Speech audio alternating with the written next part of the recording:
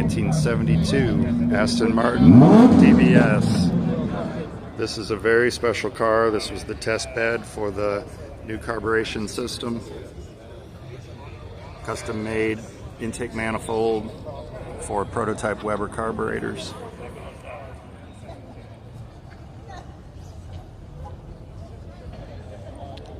It's right-hand drive.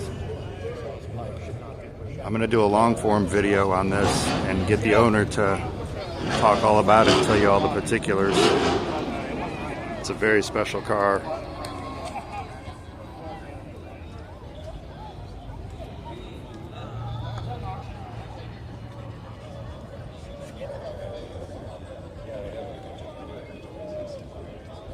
I've not been to that auction.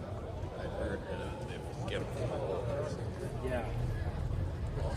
Yeah, I have a house on